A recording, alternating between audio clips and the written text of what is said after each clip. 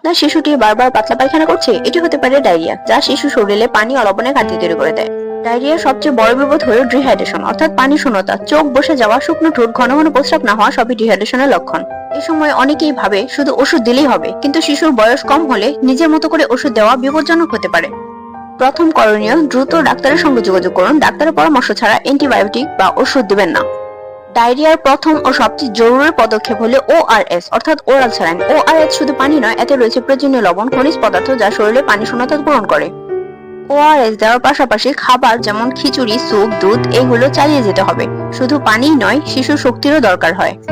প্রতিরোধী সবচেয়ে বড় নিরাপত্তা, খাবার আগে, টয়লেটের পরে হাত ধোয়া, সঠিকভাবে রান্না ও সংরক্ষিত খাবার, পরিষ্কার পানি ও টয়লেট ব্যবহার, এই অভ্যাসগুলো শিশুকে ডায়রিয়া থেকে বাঁচাতে পারে।